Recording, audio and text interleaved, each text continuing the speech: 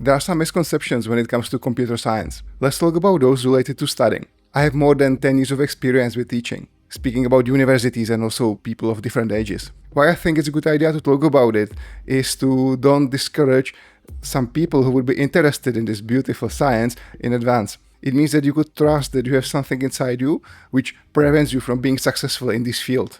So let's end and explain some of these urban legends. Number 1. Computer science is only for boys. This stems from stereotypes that boys can be more talented when it comes to math or physics, whereas girls incline more towards working with the people, more than towards technology. Well, that's definitely not true. Computer science is for everyone. Even looking at the history, we had Charles Babbage. He conceptualized and designed analytical engine, which is considered as the first mechanical computer. And on the other side, we have Ada Lovelace, and she's credited with writing first computer program.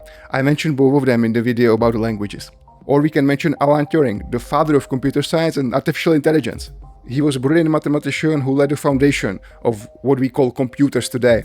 And next to him we can mention Grace Hopper. She used the machines in a practical way, and she became famous for her story with the bug. There was a little moth hiding inside the machine and preventing it from working. It was pretty common since that time to call the process of trying to find a problem with your code and with your program as debugging. This story might not be 100% true because the word bug in this context is way older than that. At least the part with the mod and the Mark II computer is absolutely legit. Number 2. You need to be a math genius. While basic understanding of math is very useful, it's not necessary to be a prodigy. Point being that you don't necessarily need the math itself, but the way of thinking what math teaches you. From the practical standpoint, you are not going to use that much theory, what you probably learned already. But that's not the point. When it comes to programming, it's good to know the math. And again, not necessarily some specifics. If you want to be a game developer, that's quite a different story. But if you incline more towards web development, to databases, to administration, not really. The thing is that many concepts in computer science are about problem solving, are about the logic. And mathematics, let's say even advanced mathematics, can teach you that, how to think about things in a correct way. So yes, it might be helpful. Not necessarily because of math itself, but about the ways how math works. If you hardwire this to your brain, it will benefit you greatly. Number 3. All computer science jobs are about programming. Programming is definitely a fundamental skill. And it's true that you might use programming skill to almost anything you do in IT or in computer science. However, it's not required for everything and it's not even necessary.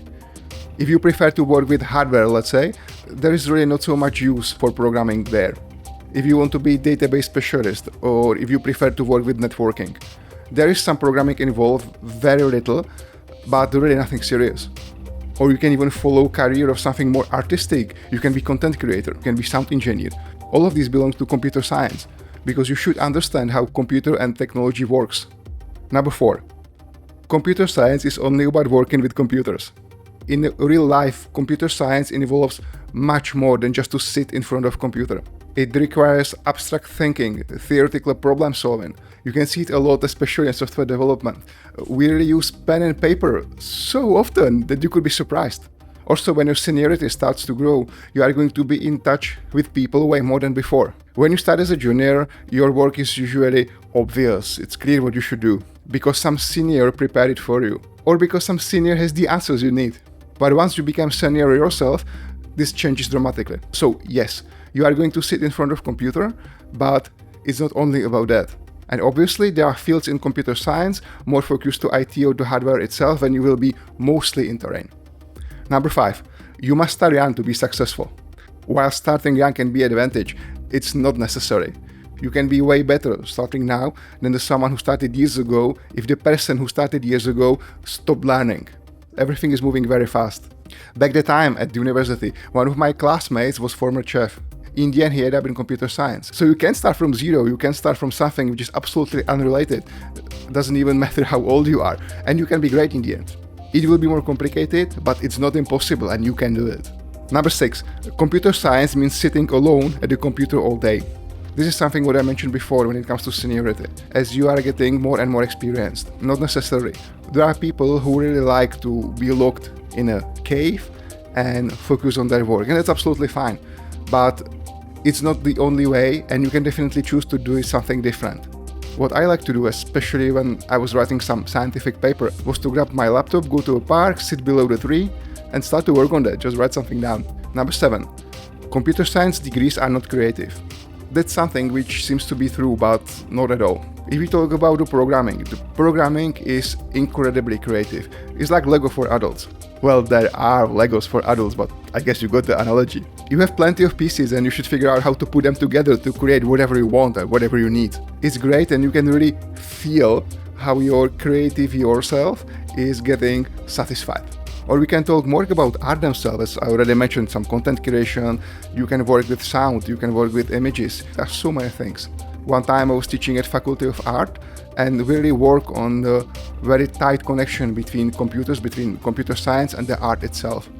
We were working on programs able to generate the paintings or even the music a long time before generative AI. So yes, you can definitely use computers for something creative.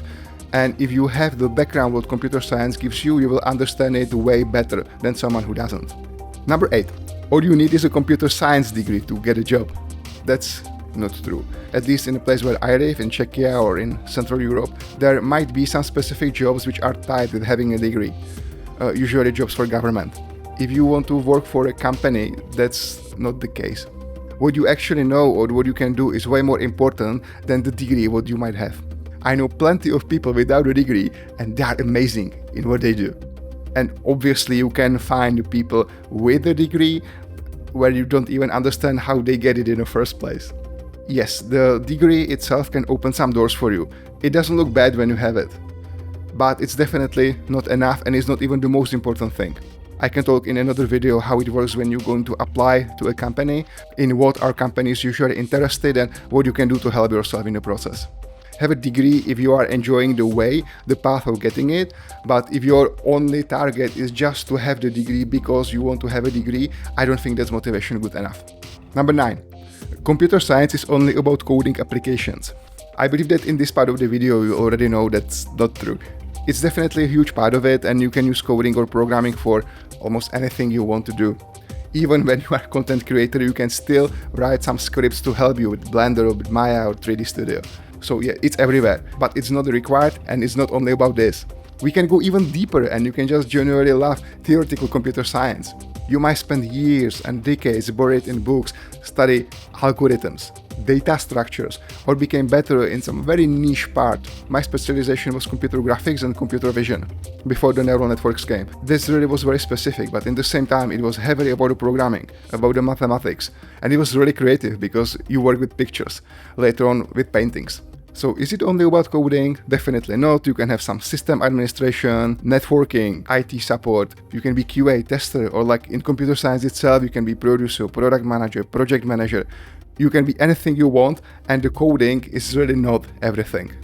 And the last one, number 10, you have to be exceptionally smart to study computer science.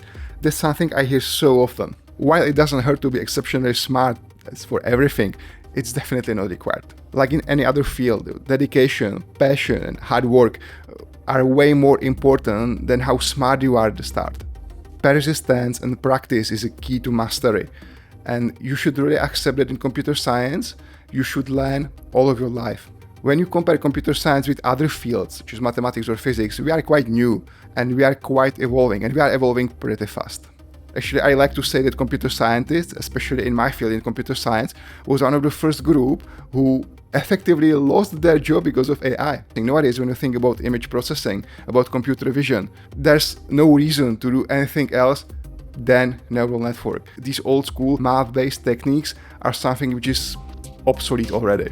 You can imagine you have this exceptionally smart guy. He's a C++ developer and he learned C++ in 90s.